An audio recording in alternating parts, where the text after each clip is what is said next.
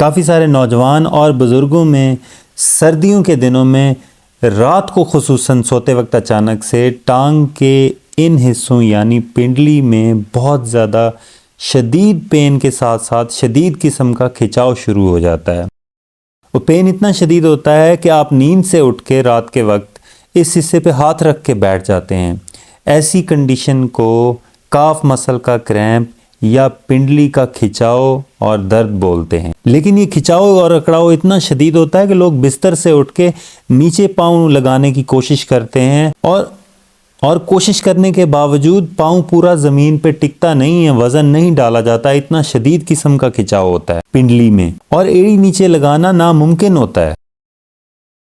कुछ लोग पाँव को ऐसे हरकत देने की कोशिश करते हैं, इससे पेन में इजाफा हो जाता है बाज़ औक़ात।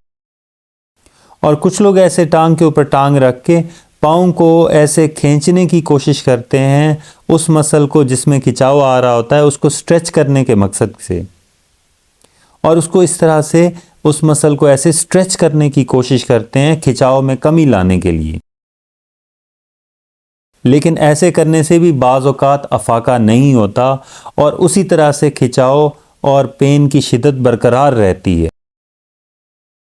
अब ऐसी कंडीशन का वाहिद हल ये है कि आप घर में मौजूद कोई भी बेल्ट, कोई टावल, कोई चादर, कोई कपड़ा लेके इस तरह से पाँव पे लपेट के और उसको अपनी तरफ खींच के होल्ड करने की कोशिश करें। इस तरह से खिंचाव स्ट्रेच जो है आप इस तरह से दे के रखें। इसमें याद रखें कि घुटना सीधा रखना है। ये आप एक्सरसाइज टावल की मदद से भी कर सकते हैं, कपड़े की मदद से भी कर सकते हैं, घर में कोई इलास्टिक मौजूद हो तो उसकी मदद से भी कर सकते हैं। लेकिन इसमें घुटना या नी जॉइंट जो है वो भी आपने स्ट्रेट रखना है और इस तरह से खिंचाव डाल के आपने इसी पोजीशन में होल्ड करने की कोशिश करनी है। अगर शिद्दत ज़्यादा हो तो आप जितनी देर होल्ड कर सकें, 2 सेकंड, 4 सेकंड, 5 सेकंड, 10 सेकंड तक बार बार इस पोजीशन में स्ट्रेच दे के आप इसको होल्ड करने की कोशिश करें। जितना होल्ड करेंगे उतना खिंचाव में कमी आएगी और पेन और अकड़ाव खिंचाव कम होगा।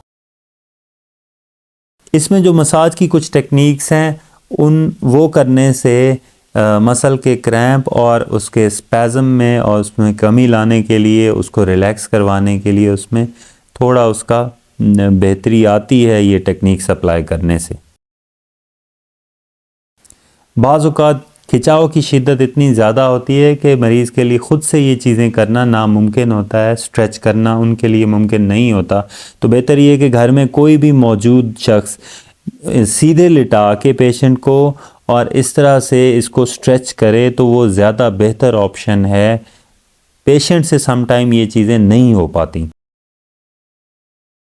याद रखें कि क्रैम्प्स जो हैं ये कोई बीमारी नहीं होती, बल्कि ये अंडरलाइंग कंडीशन या कोई और बीमारी जो चल रही होती है उसकी ये अलामत है। अब इस तरह के खिंचाव और तकलीफ़ की 2 तरह की टाइप्स होती हैं। एक है ओकेजनल क्रैम्प्स, यानी कभी कभार एक आध दफ़ा आपके टांग में इस तरह से खिंचाव और शदीद तकलीफ़ हो जाए, और दूसरा है कंसिस्टेंट या सस्टेन्ड या रिकरेंट क्रैम्प्स। एक आध दफ़ा होने की वजह आपके काम की नेचर भी हो सकती है कि या तो आपका काम की नेचर ऐसी है जिसमें आप सारा दिन खड़े रह के काम करते हैं,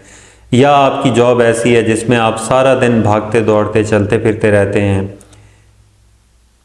या कोई आप ऐसी मेहनत मजदूरी करते हो जिसमें आपको सारा दिन घुटनों के बल बैठ के काम करना पड़ता है। उसमें आपके शूज़ ऐसे हैं जो कि आपके लिए बहुत ज़्यादा अनकंफर्टेबल हों और उसकी वजह से टांगों में बहुत ज़्यादा थकावट होती हो, या आप ऐसी जगह पे चलते फिरते हैं जो कि सख्त जगह होती है और उसमें आपके शूज़ भी को बहुत ज़्यादा आरामदेह ना हों, या फ़र्ज़ करें आप हाई हील्स पहनते हो,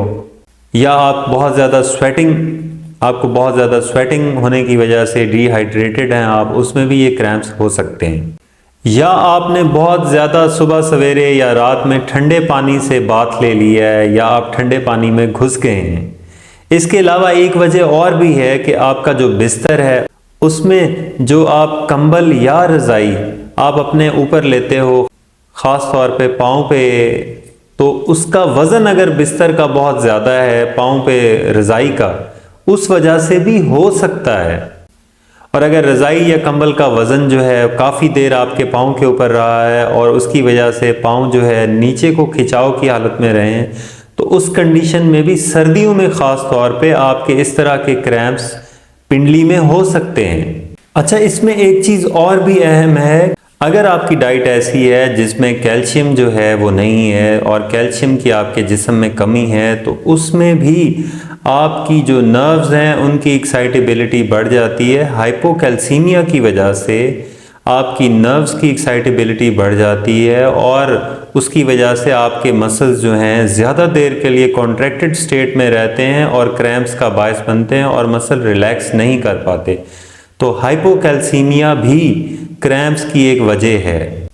लेकिन अगर एक दफ़ा से ज़्यादा आपके इस तरह से क्रैम्प्स हों तो याद रखें कि जो आपका पिंडली का मसल गैस्ट्रोकनीमियस है या सोलियस है, जिसको काफ मसल भी कहते हैं, जैसे आपके इस हार्ट का फंक्शन जिस्म के सब हिस्सों तक खून की तरसील करना है, काफ मसल्स को पेरिफेरल हार्ट भी कहा जाता है, क्योंकि जो टांगों से खून की वापसी का अमल है उसमें इन काफ मसल्स का बहुत ज़्यादा रोल है कि ये लेग्स में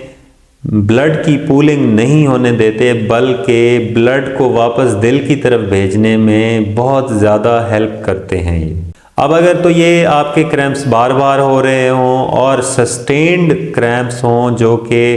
खिंचाव डालने से ख़त्म ना होते हों और इनकी फ्रीक्वेंसी बहुत ज़्यादा हो, ड्यूरेशन भी बहुत ज़्यादा हो, तो उस कंडीशन में आपने वैस्कुलर कंपोनेंट लाजमी रूल आउट करना है। उसमें या तो आपके आर्टीरियोस्क्लेरोसिस या एथीरोस्क्लेरोसिस, इसके अलावा भी जितनी पेरिफेरल वैस्कुलर डिजीज़ हैं जिसमें वेरिकोज वेन्स हैं, चिलब्लेन्स हैं, इंटरमिटेंट क्लॉडिकेशन जिसमें होती है, बर्जर डिजीज़ है, ये सारी कंडीशन जितनी भी पेरिफेरल वेसल्स की डिजीज़ हैं ये इनकी क्रैम्प्स की वजूहात हो सकती हैं। तो उसमें आपने ये देखना है